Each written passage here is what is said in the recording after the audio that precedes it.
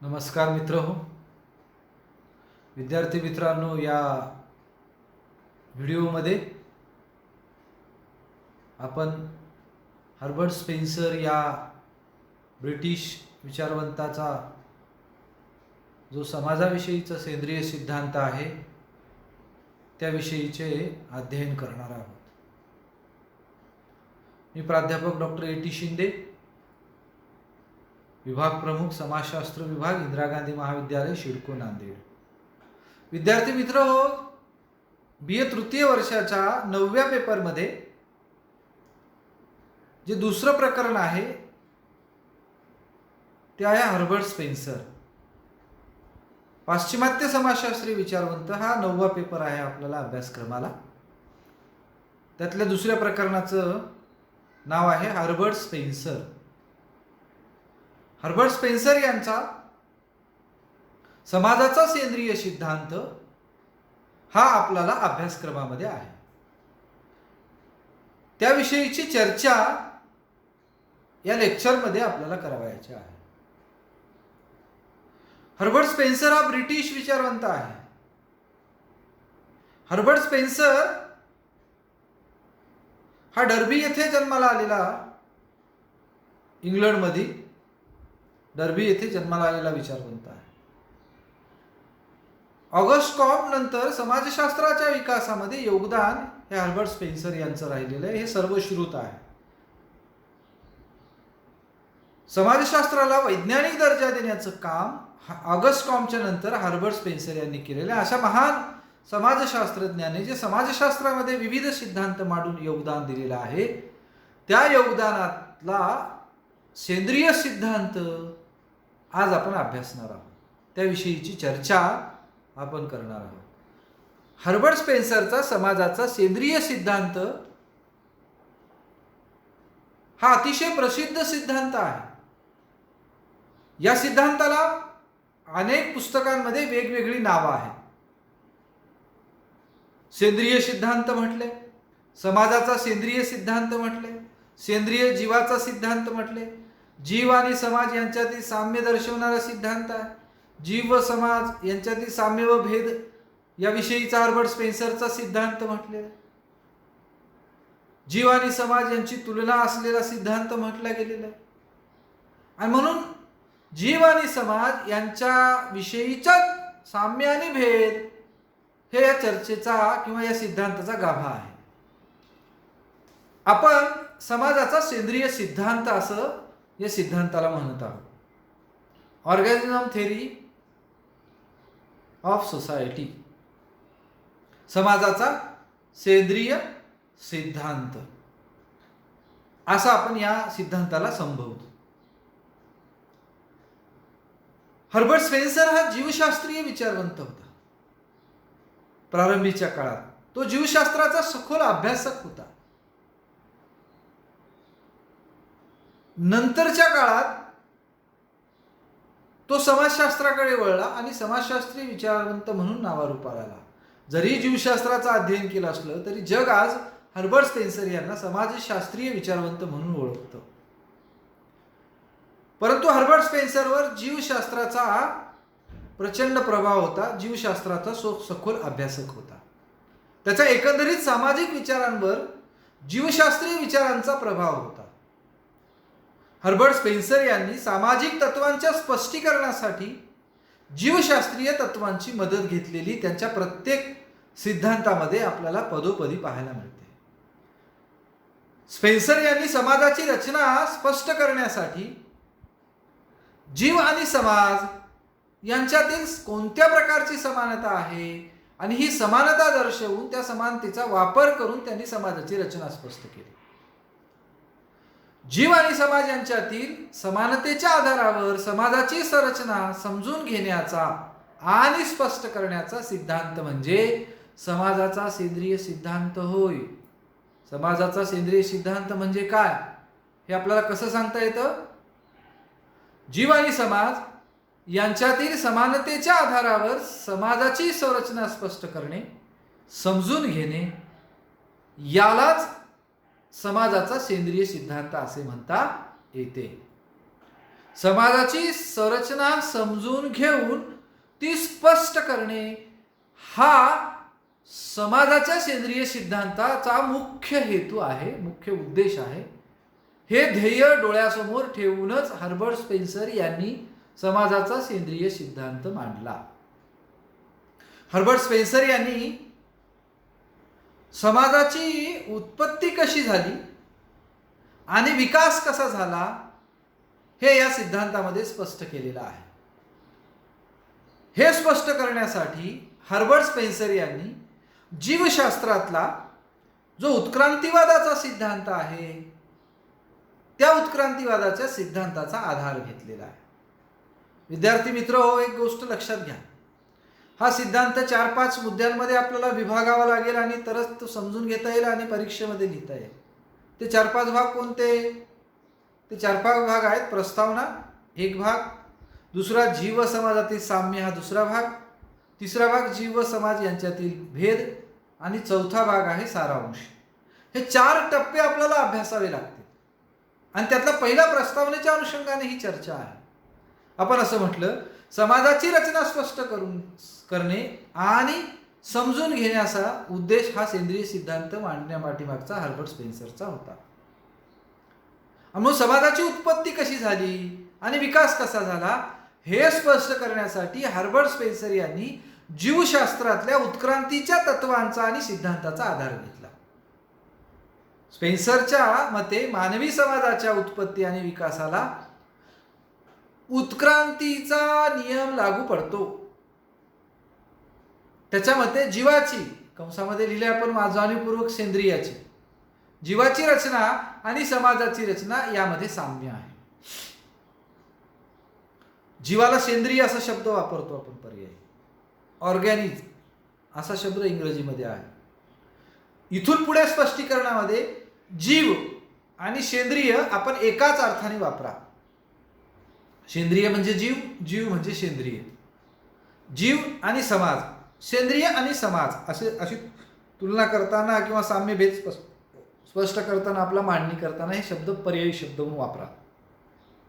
जीव म्हणजेच सेंद्रिय आणि सेंद्रिय म्हणजेच जीव असा अर्थ इथे घ्या आपण नेहमी. आता या सिद्धांतामध्ये पुस्तकांमध्ये सुद्धा सेंद्रिय असेल तर जीव, जीव असेल तर सेंद्रिय असा अर्थ आपण घेतला पाहिजे. तोच अर्थ हर्बर्ट स्पेन्सर यांना अभिप्रेत आहे. स्पेन्सरने काय म्हटलं की जीवाची रचना आणि समाजाची रचना यांच्यामध्ये काही प्रमाणात साम्य आहे. नंतर त्याने जीव आणि समाज यांच्या रचनेत काही फरक सुद्धा सांगितलेले आहेत. ते आपण विस्ताराने बघू पुढे. स्पेन्सरने समाजाची उत्पत्तीबाबत आपले विचार स्पष्ट करण्यासाठी मानवी समाजाची सेंद्रिय अशी तुलना केली, म्हणजे जीवाशी तुलना केली आणि हे म्हटलं की जीवाप्रमाणे समाजाचा विकास देखील हळूहळू झालेला आहे, हळूहळू होतो. जीवाचा विकास ज्या पद्धतीने संत गतीने, मंद गतीने, हळूहळू होतो, अगदी त्याच पद्धतीने समाजाचा विकास देखील हळूहळू होतो असं म्हटलेलं आहे. विकासाचा हा क्रम जीवाचा आणि समाजाचा, सेंद्रियाचा आणि समाजाचा हा सुलभतेकडून गुंतागुंतीकडे आणि अनिश्चिततेकडून निश्चिततेकडे असा असतो. जीवाचा सुरुवात एकपेशीपासून झाली असं म्हटलं गेलेलं आहे. म्हणजेच जीवाचा आणि समाजाचा विकासाचा हा क्रम सुलभतेकडून गुंतागुंतीकडे आणि अनिश्चिततेकडून निश्चिततेकडे अशा प्रकारचा असतो. हे उत्क्रांतीचं तत्व आहे. आपण उत्क्रांतीचा सिद्धांत पूर्वी अभ्यासला, त्याच्यामध्ये हे तत्व अंतर्भूत आहे. तेव्हा आपण याचा विस्ताराने चर्चा देखील केली की सुलभतेकडून गुंतागुंतीकडे समाजाचा विकास, उत्क्रांती कशी होते आणि अनिश्चिततेकडून निश्चिततेकडे जाण्याचा जो क्रम असतो तो क्रम. आणि म्हणून हा सुद्धा उत्क्रांतीतला तत्वाचा आधार हा स्पेन्सरच्या सेंद्रिय सिद्धांतामध्ये आपल्याला पाहायला मिळतो. प्रारंभिक अवस्थेत समाजाचे जीवन अत्यंत साधे होते. समाजाचे निरनिराळे घटक एकमेकात मिसळून गेलेले होते. त्यांना एकमेकांपासून वेगळे करता येत नव्हते, त्यांना एकमेकांपासून अलग करता येत नव्हते. प्रत्येक व्यक्ती ही दुसऱ्या व्यक्तीसारखीच होती. प्रत्येक व्यक्तीला आपले काम स्वतःच करावे लागत होते. या अवस्थेत समाजाचे स्वरूप अतिशय सुलभ परंतु अनिश्चित स्वरूपाचे होते. समाज एकजीव होता आणि कुटुंब समाजाचा एकमेव घटक होता. ही समाजाची प्रारंभिक अवस्था आहे. परंतु हे जे काही समाजाचं साधेपण आहे, कुटुंब हेच राजकीय, आर्थिक आणि सामाजिक कार्य करणारे हे जे साधेपण आहे, समाजाची रचना जी या काळातली साधी होती, कारण कुटुंब साधं होतं, समाज सुद्धा या काळात विभागला गेलेला नव्हता, घटकांमध्ये वेगळेपणा दाखवता येत नव्हता, म्हणून तो साधा होता. परंतु हळूहळू प्रारंभिक अवस्थेतल्या समाजात लोकसंख्या वाढत गेली आणि लोकसंख्या वाढल्यामुळे समाजाचा आकार देखील बदलत जाऊन तो वाढू लागला. त्यामुळे समाजाचे घटक हे विभाजित होण्यास सुरुवात झाली, त्यांचे विभाजन व्हायला सुरुवात झाली. एकमेकात मिसळलेले हे घटक आता स्पष्ट आणि वेगळे होऊ लागले, कारण हळूहळू विकासाच्या प्रक्रियेत लोकसंख्या वाढत गेली आणि हे घटक हे वेगवेगळे आणि स्पष्ट स्वतंत्र होताना आपल्याला पाहायला. पूर्वी कुटुंब सर्व कार्य करीत असे, आर्थिक, सामाजिक, राजकीय, धार्मिक वगैरे सगळे. परंतु समाजाचा आकार वाढू लागताना धार्मिक, आर्थिक, सामाजिक, सांस्कृतिक, राजकीय कार्य करणाऱ्या विविध संस्था निर्माण झाल्या, विविध संघटना निर्माण झाल्या, विविध व्यवस्था तयार झाल्या समाजामध्ये. म्हणजे समाजाचे घटक हळूहळू निर्माण होत गेले आणि वेगळे होत गेले. अशा स्वतंत्र संघटनांचा, संस्थांचा उदय झाला. प्रत्येक संस्थेचे कार्य हळूहळू निश्चित होऊ लागले. समाज घटकांमध्ये भिन्नता निर्माण होऊ लागली, परंतु ही भिन्नता असून देखील त्यांच्यामध्ये हळूहळू आंतरसंबंध तयार होत गेले. ते परस्परांशी पूरक होऊ लागले, परस्परांशी घनिष्ठ असे जोडल्या जाऊ लागले. म्हणजे एकीकडे स्वतंत्रता, वेगळेपणा, भिन्नता आणि दुसरीकडे परस्पर पूरकता, अशा प्रकारचं उत्क्रांतीच्या वैशिष्ट्यांमधलं तत्व या आपल्याला इथे समाजातलं स्पष्ट करता येतं. स्पेन्सरने हे सगळं उत्क्रांतीचं तत्व विचार करून जीव आणि समाज यांच्यातील साम्य व भेद यांचा वापर करून सेंद्रिय सिद्धांत मांडला. हे आपण लक्षात घेतलं पाहिजे. आणि हे मांडत असताना त्यांनी काही साम्य आणि भेद स्पष्ट केले. हर्बर्ट स्पेन्सरच्या सेंद्रिय सिद्धांताचा किंवा समाजाच्या सेंद्रिय सिद्धांताच्या प्रस्तावनेचा उल्लेख आतापर्यंत केला. आता आपण त्याच्या दुसऱ्या भागाकडे वळतो आहोत. तो आहे जीव आणि समाज यातील साम्य. हा दुसरा टप्पा आहे. त्यामध्ये 10 मुद्दे आपल्याला अभ्यासायचे. त्यानंतर जीव आणि समाजातील भेद, त्याच्यामध्ये 6 मुद्दे अभ्यासायचे. त्याच्यानंतर सारांशाकडे आपण जाणार आहोत. इथे आपण जीव आणि समाजातील साम्य स्पष्ट करतो आहोत. हर्बर्ट स्पेन्सर यांनी समाजाची उत्पत्ती आणि विकास स्पष्ट करताना जीव आणि समाजाची तुलना केली, सेंद्रिय आणि समाजाची तुलना केली आणि ती करून हर्बर्ट स्पेन्सर यांनी जीव आणि समाजातील साम्य स्पष्ट केले. ते साम्य सांगताना आपल्याला पहिला मुद्दा सांगता येतो, जीव आणि समाज हे निर्जीवापासून वेगळे आहेत. म्हणून मुद्दा सांगता येतो निर्जीवापासून वेगळेपणा. हर्बर्ट स्पेन्सरने असं म्हटलं आहे की जीव आणि समाज हे दोन्ही घटक सजीव आहेत. या दोन्ही घटकांमध्ये चेतना आहे. ते घटक हालचाल करू शकतात. हे दोन्ही घटक निर्जीव नाहीत, कारण निर्जीवाची वाढ होत नाही आणि निर्जीवाचा विकासही होत नाही. परंतु सजीवाची वाढ होते आणि सजीवाचा विकासही होतो.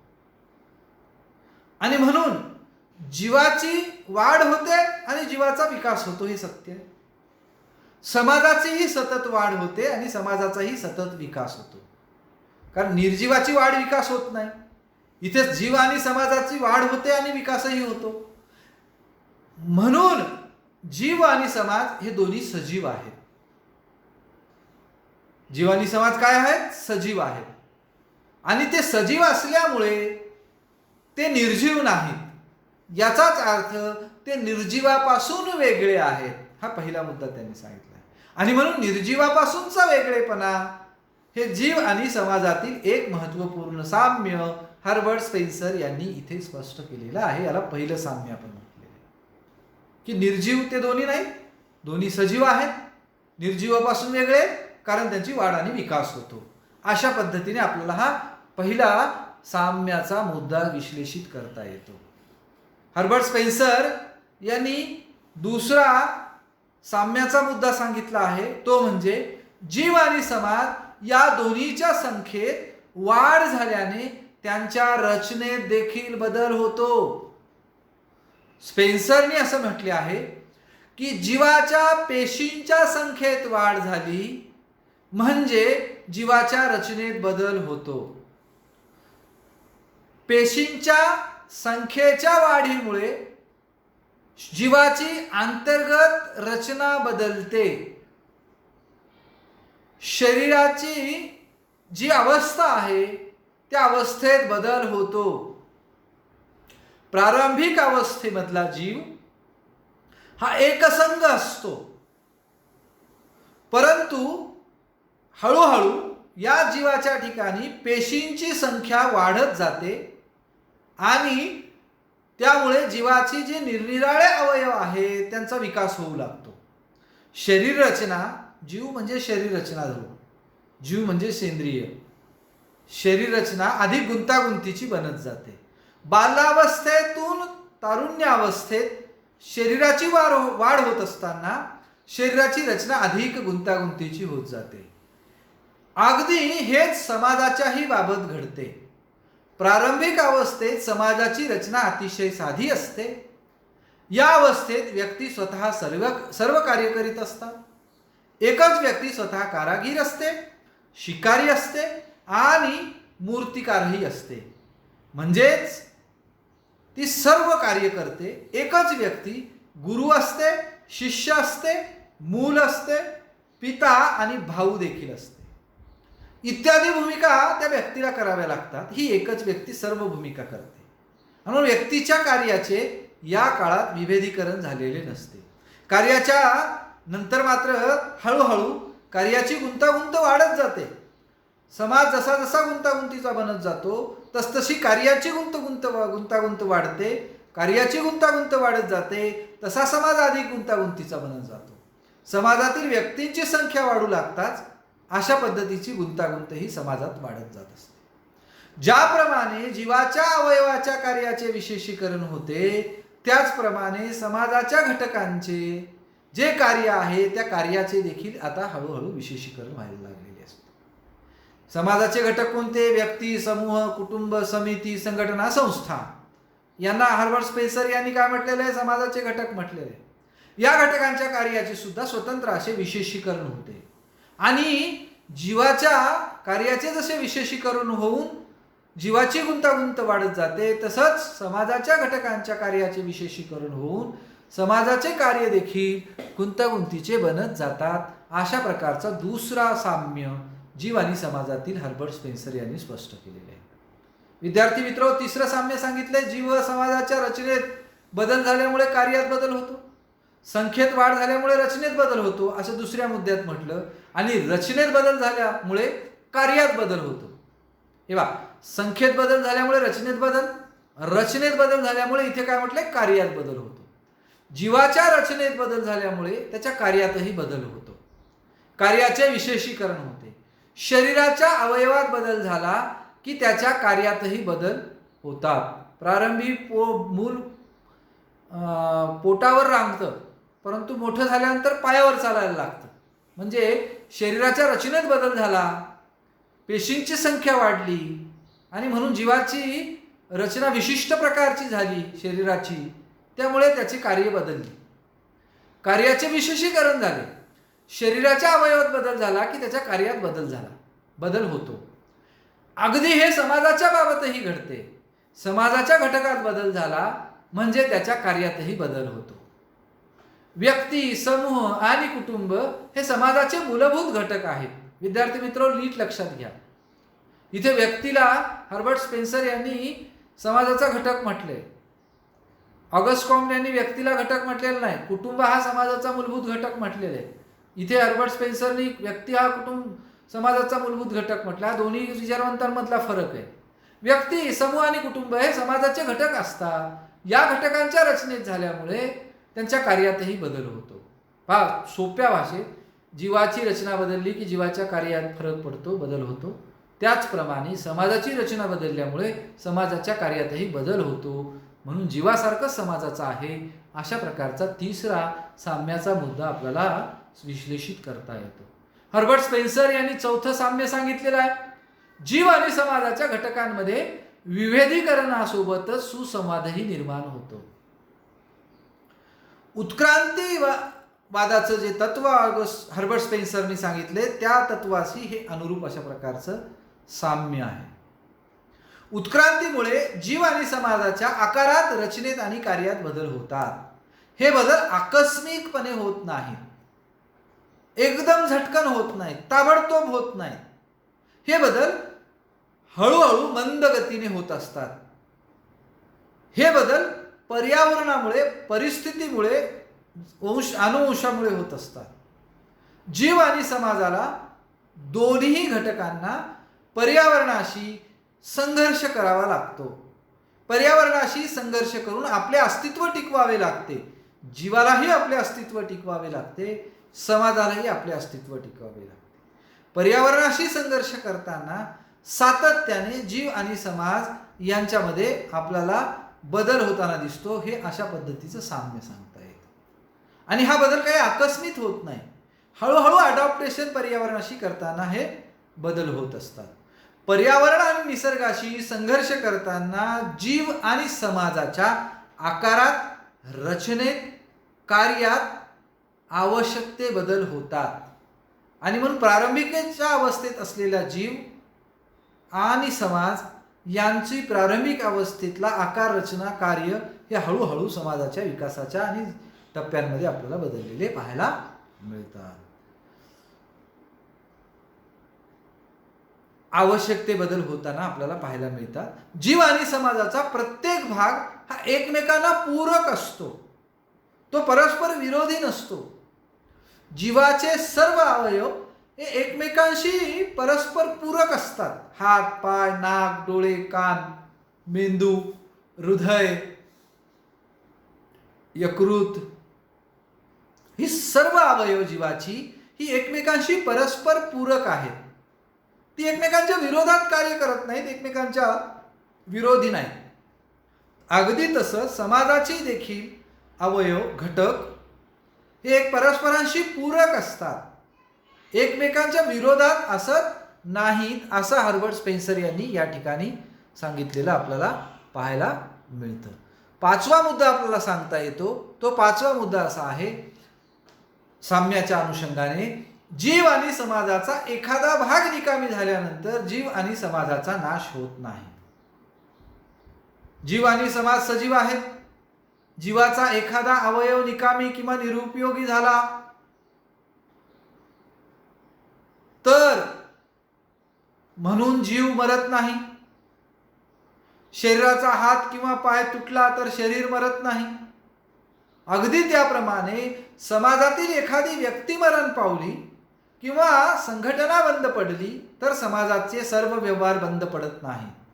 एखादी संघटना बंद पडणे म्हणजे समाजाचा मृत्यू नव्हे. जीवाचा हात हा अवयव, हात तुटला म्हणून शरीर मरतं का, जीव संपतो का? नाही. त्या पद्धतीने समाजातली एखादी संस्था बंद पडली, व्यक्ती मरण पावली, संघटना बंद पडली म्हणजे समाजाचा मृत्यू होत नाही. म्हणजे जीव आणि समाजाचा एखादा भाग निकामी झाल्यामुळे जीव आणि समाजाचा नाश होत नाही. हे साम्य हर्बर्ट स्पेन्सर यांनी पाचवं साम्य म्हणून सांगितलं. सहावं साम्य आपल्याला सांगता येतं, जीव आणि समाज या दोन्हीच्या प्रक्रिया आणि पद्धतीमध्ये साम्य आहे. ते कसं? जीवाच्या निरनिराळ्या अवयवांची स्वतंत्र कार्य असतात. प्रत्येक अवयवाचे कार्य स्वतंत्र असते. एका अवयवाचे कार्य दुसरा अवयव करू शकत नाही. जसे मेंदूचे कार्य हात करू शकत नाही, हाताचे कार्य कान करू शकत नाही. त्याचप्रमाणे समाजात निरनिराळ्या संस्था असतात. एका संस्थेचे कार्य दुसरी संस्था सक्षमपणे करू शकत नाही. राज्य संस्था शिक्षण संस्थेचे कार्य करू शकत नाही. हर्बर्ट स्पेन्सरनी असे म्हटले आहे की शरीरात निरनिराळ्या व्यवस्था देखील असतात. जसे रक्ताभिसरण व्यवस्था, पचन व्यवस्था, श्वसन व्यवस्था आणि श्रवण व्यवस्था इत्यादी. इथे देखील एक व्यवस्था दुसऱ्या व्यवस्थेचे कार्य करू शकत नाही. उदाहरणार्थ रक्ताभिसरण व्यवस्था ही पचन संस्थेचे कार्य कसे करू शकेल? करू शकत नाही. श्वसन व्यवस्था अन्नपचनाचे काम करू शकत नाही. अगदी अशा शरीरात ज्या पद्धतीने एक व्यवस्था दुसऱ्या व्यवस्थेचे कार्य करू शकत नाही, एक अवयव दुसऱ्या अवयवाचे कार्य करू शकत नाही, त्याचप्रमाणे समाजामध्ये देखील एक संस्था दुसऱ्या संस्थेचे कार्य करू शकत नाही. समाजातही प्रभावी कार्य करणाऱ्या निरनिराळ्या व्यवस्था आणि संघटना असतात, जसं की वाहतूक व्यवस्था, उत्पादन व्यवस्था, वितरण व्यवस्था, दळणवळण व्यवस्था इत्यादी. या सर्व व्यवस्थाची कार्य स्वतंत्र असतात. एक व्यवस्था दुसऱ्या व्यवस्थेचे कार्य करू शकत नाही. म्हणून जीवाच्या अवयवांची कार्य स्वतंत्र असतात आणि जीवाच्या व्यवस्था वेगवेगळ्या प्रकारची स्वतंत्र कार्य करतात. म्हणून जीवाचं अस्तित्व सुरळीत राहतं.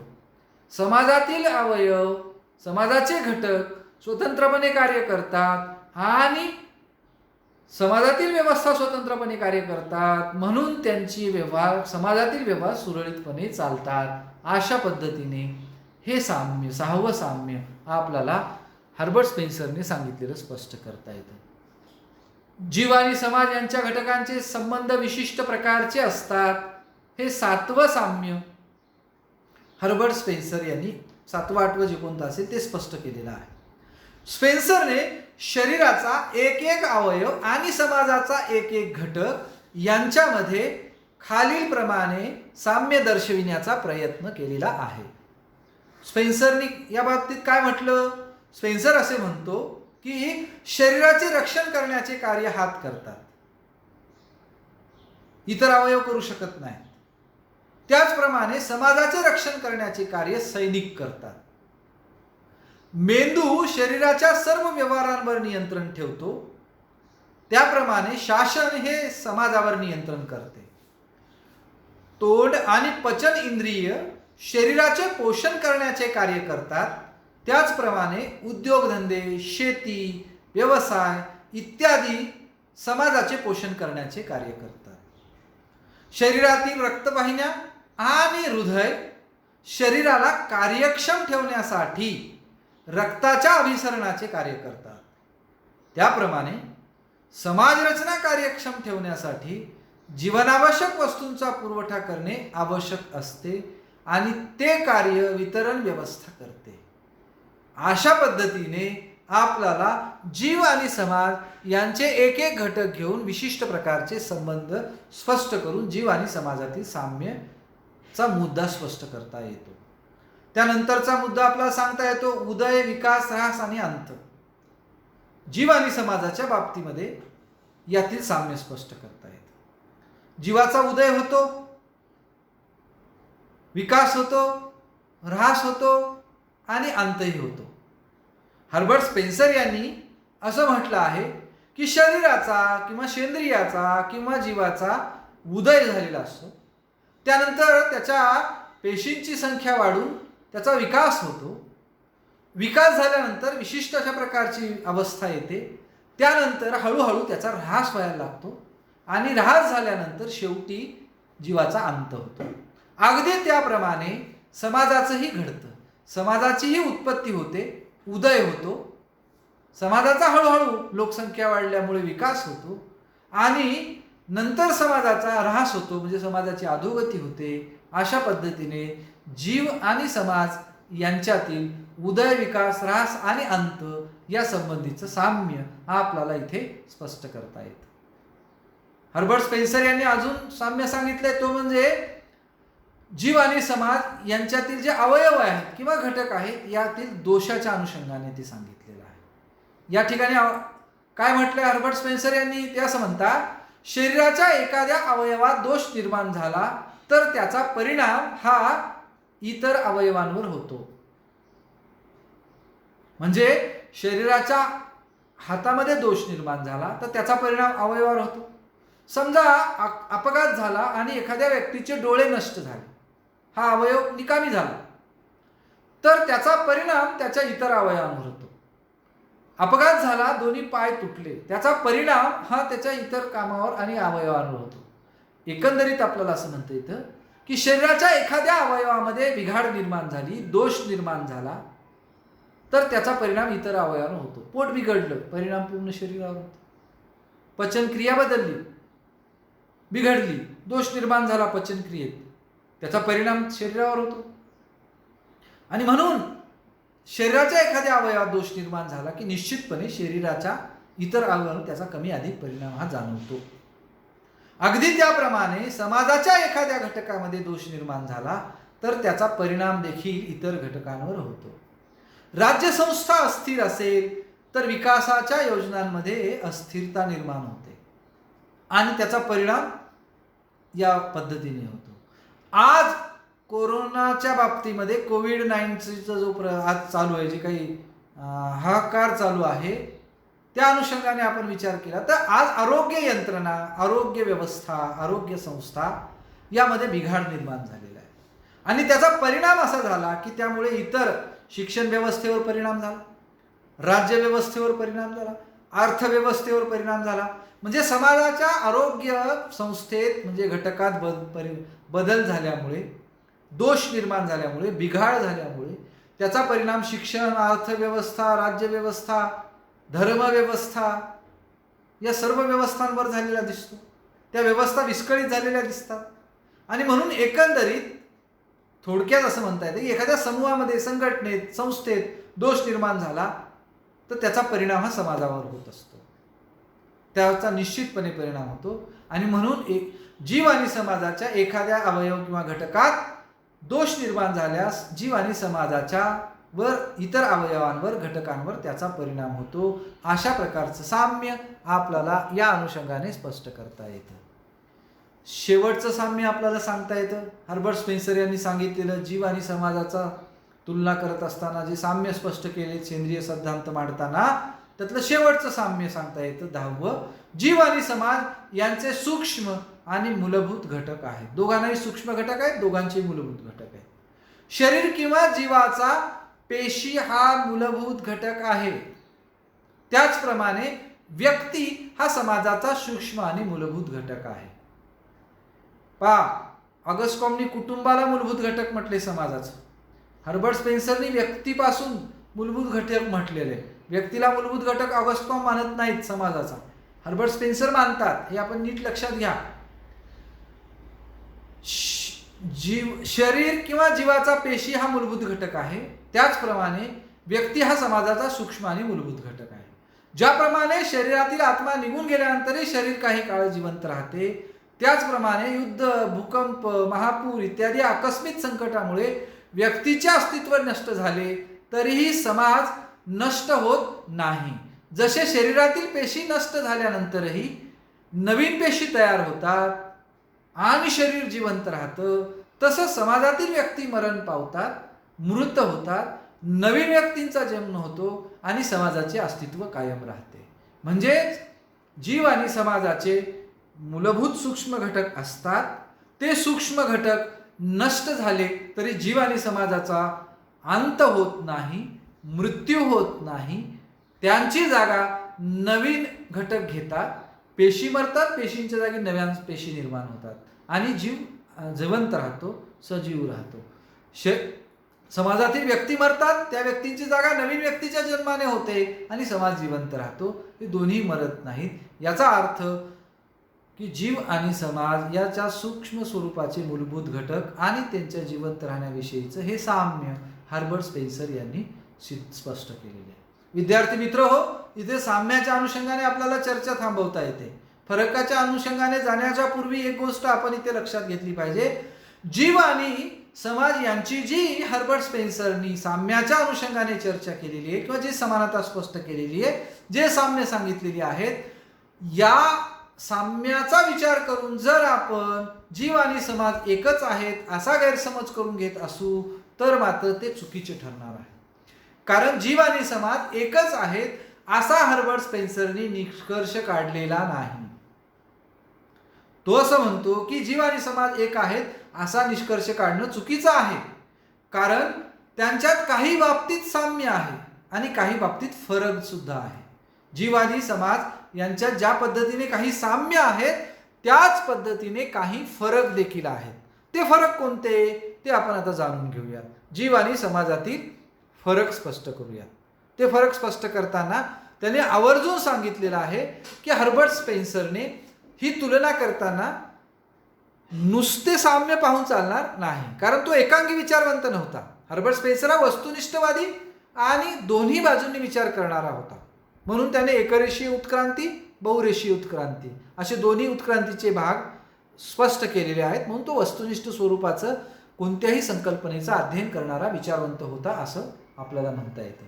जीव आणि समाजात ज्या पद्धतीने समानता आहे त्या पद्धतीने फरक सुद्धा त्यांनी सांगितलेला आहे.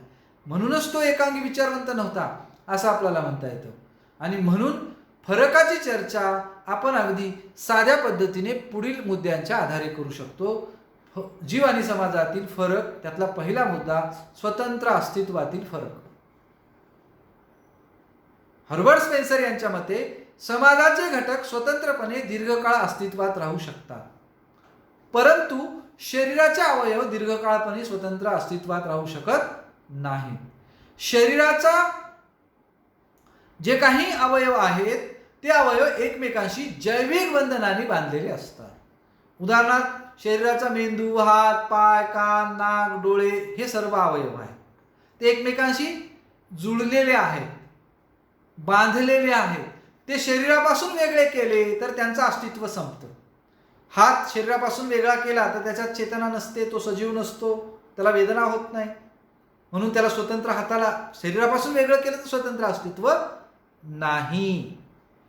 शरीरापासून तो वेगळे अस्तित्व जसं नाही तसंच त्याला स्वतंत्र सुद्धा राहता येत नाही. उदाहरणार्थ हात वेगळा केला तर त्याला स्वतंत्र अस्तित्व नाही, तो स्वतंत्र राहू शकत नाही. शरीरापासून हात वेगळा केला तर स्वतंत्र राहू शकतो का? राहू शकत नाही. या उलट समाजाचे घटक समाजापासून वेगळे राहू शकतात, ते स्वतंत्रपणे राहू शकतात. स्वतंत्र त्याचं अस्तित्व असू शकतं. कुटुंब, समिती, समूह, संस्था हे समाजाचे वेगवेगळे घटक आहेत. हे घटक समाजापासून वेगळे राहू शकतात, स्वतंत्रपणे राहू शकतात. शरीराचे अवयव राहू शकत नाहीत. आणि म्हणून हा शरीर किंवा जीव आणि समाज यातील पहिला फरक हर्बर्ट स्पेन्सर यांनी अशा पद्धतीने स्पष्ट केलेला आहे. दुसरा फरक सांगितलाय चेतना केंद्रातील फरक. चेतना केंद्रातील फरक हा जीव आणि समाजातील एक महत्त्वाचा फरक आहे. जीवामध्ये चेतनेचे किंवा जाणीवेचे एकच केंद्र असते. हे केंद्र संपूर्ण शरीरात चेतना किंवा चैतन्य निर्माण करते. शरीराच्या निरनिराळ्या अवयवात स्वतंत्र चेतना केंद्र नसतात. हातात स्वतंत्र चेतना केंद्र, पायात स्वतंत्र चेतना केंद्र, कानात स्वतंत्र चेतना केंद्र असं नाहीये. एकच चेतना केंद्र हे शरीराचं लक्षण आहे. या उलट समाजामध्ये एकच मध्यवर्ती चेतना केंद्र असत नाही. प्रत्येक व्यक्तीमध्ये चेतना आहे, जाणीवेचे केंद्र आहे. स्पेन्सरच्या मते समूह मन, समूहातली एक चेतना हा प्रकार अस्तित्वात नाही. व्यक्तीला मन असते त्याप्रमाणे समाजाला मन असते हा समज चूक आहे. म्हणून चेतना केंद्रातील फरक हा जीव आणि समाजातील एक मूलभूत फरक आहे असं आपल्याला इथे हर्बर्ट स्पेन्सरनी स्पष्ट केलेलं पाहावयास मिळतं. तिसरा मुद्दा सांगता येतो दोन्हीच्या कार्याच्या विशेषीकरणामध्ये देखील फरक आहे. जीव आणि समाजाच्या कार्याच्या विशेषीकरणात फरक आपल्याला दिसतो, तो आपण स्पष्ट करूया. जीवातील निरनिराळ्या अवयवांची कार्य निश्चित स्वरूपाची असतात. एका अवयवाचे कार्य दुसरा अवयव करू शकत नाही. मेंदूचे कार्य काय आहे? मेंदूचे कार्य विचार करणे हे आहे. जसे मेंदू विचार करण्याचे कार्य करतो तसं इतर अवयव विचार करू शकत नाही. डोळा पाहण्याशिवाय इतर कार्य करू शकत नाही. मात्र या उलट समाजाचं असतं. मानवी समाजाच्या बाबत आपल्याला सांगता येतं की समाजाच्या नियंत्रणाचे कार्य केवळ सरकार करीत नाही. सरकार नियंत्रणाचे कार्य करतं. सामाजिक नियंत्रणाच्या माध्यमातून सरकार लोकांच्यावर कायदा व सुव्यवस्था प्रस्थापित करतं. परंतु केवळ आणि केवळ एकच सरकारच सामाजिक नियंत्रणाचं कार्य करते असे ठामपणे आपल्याला सांगता येत नाही. जसं की मेंदू फक्त विचार करण्याचे कार्य करतो, इतर अवयव कोणताच इतर शरीराचा अवयव विचार करू शकत नाही. तसं सरकार नियंत्रणाचं कार्य करतं, इतर कोणतीच संस्था नियंत्रणाचे कार्य करत नाही असं आपल्याला म्हणता येत नाही. कारण ज्या पद्धतीने सामाजिक नियंत्रणाचं काम, विशेषतः औपचारिक नियंत्रणाचं कार्य सरकार करतं, तसं अनौपचारिक नियंत्रणाचं कार्य धर्मसंस्था देखील करताना पाहायला मिळते. म्हणजे धर्मसंस्था ही नियंत्रणाचं कार्य करत असते. याशिवाय समाजातल्या इतर ज्या संस्था आहेत, शिक्षण संस्था आहे, कुटुंब संस्था आहे, या संस्था देखील कमी अधिक प्रमाणामध्ये नियंत्रणाचे कार्य करतात. याचाच अर्थ असा की समाजातल्या अनेक संस्था कमी अधिक प्रमाणामध्ये इतर संस्थांचे देखील कार्य करत असतात. म्हणजेच कार्याच्या दृष्टीने फरक आहे आणि कार्याच्या विशेषीकरणाच्या दृष्टीनेही फरक आहे.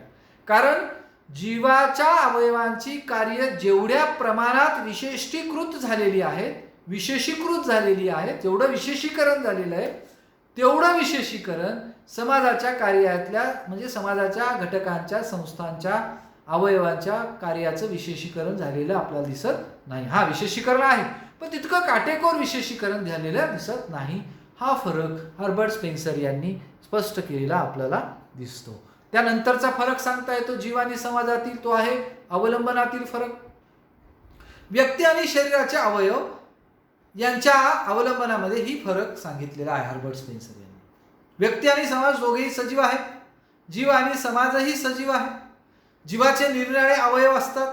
जीवाचा प्रत्येक अवयव शरीरावर अवलंबून असतो. शरीराचे सर्व अवयव शरीराच्या अस्तित्वासाठी कार्य करतात. ते शरीराच्या आरोग्यासाठी कार्य करतात आणि शरीर जिवंत ठेवतात. नीट लक्षात घ्या, शरीराचे किंवा जीवाचे सर्व अवयव हे शरीरावर अवलंबून असतात, जीवावर अवलंबून असतात आणि म्हणून शरीराचे सर्व अवयव शरीराला जिवंत ठेवण्यासाठी, त्याच्या अस्तित्वासाठी कार्य करतात, आरोग्य टिकविण्यासाठी कार्य करतात आणि शरीर जिवंत ठेवतात. या उलट आहे समाजातील घटक अवलंबनाच्या बाबतीमध्ये भिन्न स्वरूपाचं शरीरापेक्षा वेगळेपण दिसून येतं. समाज आपल्या घटकांच्या कल्याणासाठी कार्य करतो. इथे अवलंबन अवयवांचं शरीरावर आहे, इथे अवलंबन कुणाचं आहे? व्यक्तीवर, समाजाचं आहे. म्हणून अवलंबनातला हा फरक आहे. समाज आपल्या घटकांच्या कल्याणासाठी कार्य करतो, अवयव शरीराच्या आरोग्यासाठी आणि अस्तित्वासाठी कार्य करतात. व्यक्ती, कुटुंब, समूह हे जे समाजाचे महत्त्वपूर्ण घटक आहेत, या घटकांच्या कल्याणासाठी समाज कार्य करतो. स्पेन्सर हा व्यक्तिवादी विचारवंत होता. नीट लक्षात घ्या दोन्हीतला फरक. शरीरासाठी त्याचे अवयव कार्य करतात, इथे मात्र समाज त्याच्या अवयवांसाठी कार्य करतो, घटकांसाठी कार्य करतो. हा फरक आहे दोन्ही मधला. आणि हर्बर्ट स्पेन्सर हा व्यक्तिवादी विचारवंत होता, व्यक्तिवादी विचारसरणीचा पुरस्कर्ता होता आणि म्हणून राज्य व समाज हा व्यक्तीच्या कल्याणासाठी कार्य केलं पाहिजे आणि कार्य करायला हवं, करतात असा आग्रही मत स्पेन्सरनी मांडलं. व्यक्ती ही राज्यासाठी आहे किंवा समाजासाठी कार्य करीत नाही. नीट लक्षात घ्या, व्यक्ती राज्यासाठी किंवा समाजासाठी कार्य करीत नाही. व्यक्तीसाठी राज्य आहे, राज्यासाठी व्यक्ती नाही. व्यक्तीला पूर्ण स्वातंत्र्य आहे, अशा विचाराचा व्यक्तिवादी विचार हर्बर्ट स्पेन्सर यांनी मांडला. काही विचारवंत राज्यासाठी व्यक्ती, व्यक्तीसाठी राज्य नाही अशी विचारसरणी, असा दृष्टिकोन मांडतात. हर्बर्ट स्पेन्सर मात्र राज्यासाठी व्यक्ती नाही तर व्यक्तीसाठी राज्य आहे असा व्यक्तिवादी दृष्टिकोनाचा स्वीकार करतात. आणि मग व्यक्तीचे स्वातंत्र्य, व्यक्तीचे हक्क, व्यक्तीच्या जीवनाला प्राधान्य, समतावादी विचार, त्याच्या विशिष्ट अशा राईट्सच्या संदर्भातली जागरूकता, स्वातंत्र्य याबद्दलचं ते आवर्जून उल्लेख करतो आणि त्याला व्यक्तिवादी विचारवंत म्हटलं गेलेलं. आणि म्हणून राज्य हे व्यक्तीच्या कल्याणासाठी असलं पाहिजे असं हर्बर्ट स्पेन्सर यांनी सांगितलेलं आहे. अवलंबनातील फरक अशा पद्धतीने आपल्याला सांगता येतो. त्यानंतर वाढ आणि विकासातील निसर्गाची भूमिका या अनुषंगाने देखील फरक असल्याचं स्पेन्सर यांनी म्हटलंय. शरीराची वाढ होण्यामध्ये निसर्गाची भूमिका अत्यंत महत्वाची असते, कारण त्याशिवाय शरीराची निकोप वाढ होऊ शकत नाही. निसर्गाची भूमिका ही शरीराच्या वाढ आणि विकासामध्ये अनिवार्य स्वरूपाची राहिलेली आहे, महत्वाची राहिलेली आहे. शरीराची वाढ ही आपोआप नैसर्गिक पद्धतीने होते, त्याला काही विशिष्ट असे प्रयत्न करावे लागत नाही. म्हणजे जाणीवपूर्वक वाढ घडवून आणता येत नाही, ती नैसर्गिकपणे स्वाभाविकपणे आपोआप होते. निसर्गाची भूमिका ही फार महत्त्वाची असते. शरीराच्या वाढीमध्ये निसर्गाची भूमिका महत्त्वाची असते आणि शरीराची वाढ नैसर्गिकपणे होते. या उलट समाजाची प्रगती नैसर्गिकपणे आणि आपोआप होत नाही. समाजाचे घटक समाजाच्या प्रगतीला गती देत असतात, समाजाची प्रगती घडून आणत असतात. ज्या पद्धतीने समाजाची प्रगती घडून आणतात समाजाचे घटक, तेच घटक समाजाची प्रगती घडून आणतात असतात. तसंच ते घटक समाजाच्या प्रगतीमध्ये कधी कधी अडथळे सुद्धा आणू शकतात. परंतु शरीराच्या वाढीमध्ये शरीराचे अवयव अडथळे आणत नाहीत किंवा नैसर्गिकपणे ती वाढ होते, ती थांबत नाही. समाजाचं असं नाही. समाजाचे घटक समाजाची प्रगती घडवून आणतात. कधी कधी हेच घटक समाजाच्या प्रगतीतील अडथळे देखील ठरतात. आणि म्हणून वाढ आणि विकासात निसर्गाची भूमिका ही भिन्न भिन्न स्वरूपाची आपल्याला अशा पद्धतीने भेदाच्या अनुषंगाने, जीव आणि समाजातील भेदाच्या अनुषंगाने स्पष्ट करता येते. वेगळेपणातील फरक हा देखील एक महत्त्वपूर्ण पुढचा मुद्दा फरकाचा आपल्याला सांगता येतो. हर्बर्ट स्पेन्सर असं म्हणतात, शरीर आणि समाज यांच्यातील मूलभूत फरक म्हणजे शरीराचे लक्षण हे वेगळेपणामध्ये आहे, अलगतेत आहे. शरीराचे प्रमुख लक्षण आणि समाजाचे लक्षण यात हा मूलभूत फरक आहे. काय फरक आहे? शरीराचं विशेषत्व हे त्याच्या वेगळेपणामध्ये आहे, अलगतेमध्ये आहे. ते त्याचं प्रमुख लक्षण आहे. परंतु समाजाचं तसं नाही. समाजाचं लक्षण हे वेगळेपणा किंवा अलगता याच्यामध्ये नाही आहे. माफ करा, थोडंसं आपण इथे दुरुस्त करू. शरीराचे लक्षण वेगळेपणात नाही, तर सजातीयतेमध्ये आहे. आणि समाजाचे लक्षण वेगळेपणामध्ये आहे. सजातीयता, सारखेपणा, समानता हे शरीराचं महत्त्वपूर्ण लक्षण आहे आणि वेगळेपणा आणि अलगता हे समाजाचं लक्षण आहे. हा भेद आपण थोडासा या पद्धतीने समजून घ्या. पुन्हा सांगतो मी, नीट लक्षात घ्या. शरीराचे लक्षण वेगळेपणा किंवा अलगतेत नाही. समाजाचे लक्षण वेगळेपणा, अलगतेत किंवा अलगतेत आहे. हर्बर्ट स्पेन्सर यांनी शरीर आणि समाजाची तुलना ही अशा पद्धतीने केलेली.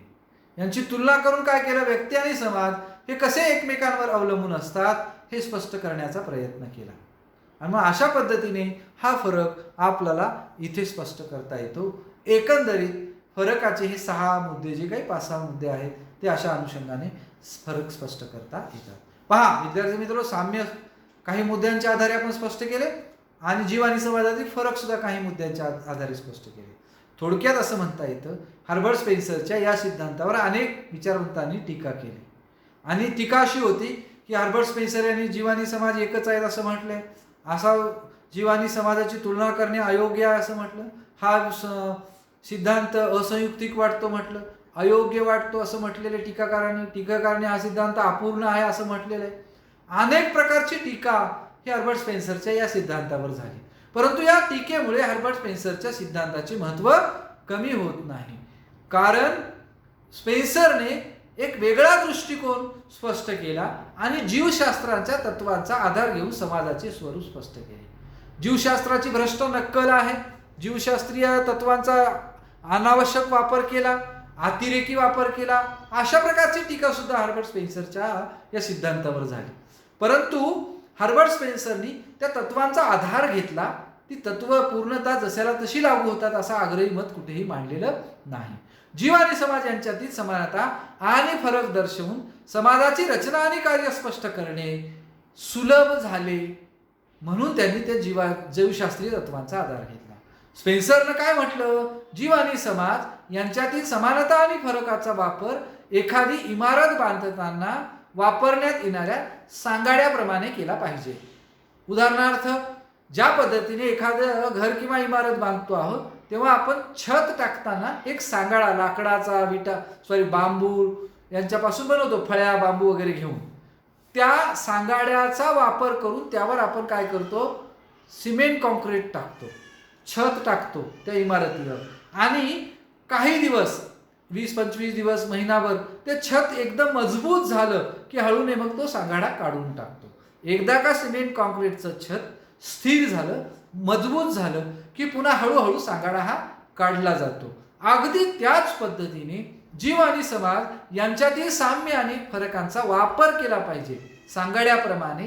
आणि एकदा का समाजाची रचना स्वरूप स्पष्ट झालं, समाज रचना समाजाची समजून घेता आली, तर आपल्याला सांगाडा जसा ज्या पद्धतीने काढून फेकून दिला जातो त्या पद्धतीने आपल्याला हे साम्य आणि भेद बाजूला करता येतात, त्यांना वेगळं करता येतं, बाजूला काढून टाकता येतात आणि समाजाची रचना समजून घेता येते. अशा प्रकारचा विचार या ठिकाणी हर्बर्ट स्पेन्सर यांनी मांडलेला आहे. हर्बर्ट स्पेन्सर पूर्वी अरिस्टॉटल, प्लेटो या विचारवंतांनी ही समाज पुरुषाची संकल्पना मांडली होती, परंतु इतर विचारवंतांपेक्षा स्पेन्सरचे जे विचार आहेत ते अधिक स्पष्ट आहेत.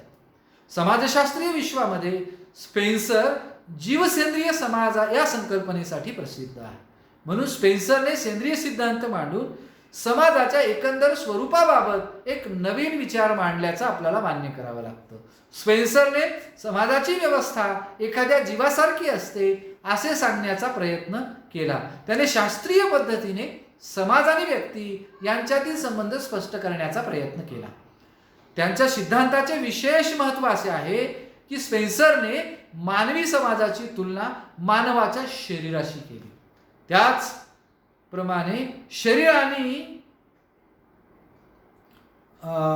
जीव एकच आहेत, परंतु शरीर आणि समाज एकच नाहीत असं त्यांनी म्हटलेलं आहे.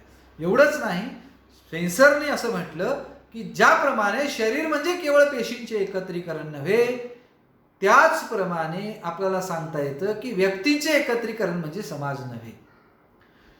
शरीर म्हणजे केवळ पेशींचे एकत्रीकरण नाही, मानवाचे शरीर पेशींच्या एकत्रीकरणापेक्षा काहीतरी वेगळे आहे.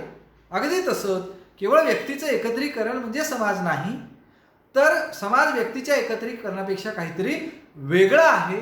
म्हणून समाजाचा अर्थ समजून घ्यायचा असेल तर आपण मानवी समाजाची तुलना मानवाच्या शरीराशी करू शकतो आणि अशा प्रकारची तुलना करून आपण त्याविषयीचे साम्यभेद स्पष्ट करू शकतो. एकंदरीत शरीराच्या विकासाचे विविध टप्पे असतात असं स्पेन्सरने म्हटलेले. बाल्यावस्था, किशोरावस्था, तारुण्यावस्था, प्रौढावस्था, वृद्धावस्था या शरीराच्या विकासाच्या विविध अवस्था आहेत.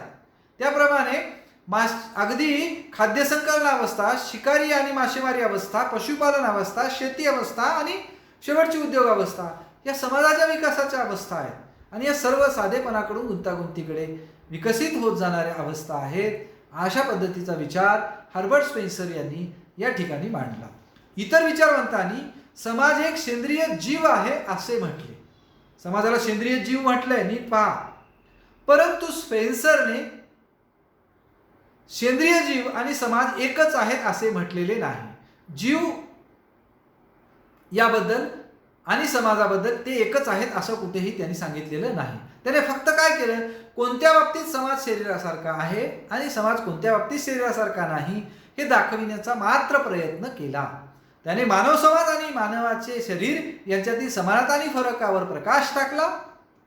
या सिद्धांतावर अनेक टीकाकारांनी टीका केली असली तरीही त्या टीकेतील काही मुद्दे मान्य करून सुद्धा समाजशास्त्राचा अभ्यास करणाऱ्या, अध्ययन करणाऱ्या संशोधकांना आणि विद्यार्थ्यांना, विचारवंतांना स्पेन्सरच्या या समाजाच्या सेंद्रिय सिद्धांताचे महत्त्व अमान्य करता येत नाही, नाकारता येत नाही, कारण त्याशिवाय समाजाची रचना स्पष्ट करून जाणून घेता येत नाही. म्हणून या ठिकाणी हर्बर्ट स्पेन्सर यांचा सेंद्रिय सिद्धांत महत्त्वपूर्ण असल्याचं आवर्जून आपल्याला सांगता येतं. आणि इथे आपण समाजाचा सेंद्रिय सिद्धांत थांबूया. धन्यवाद.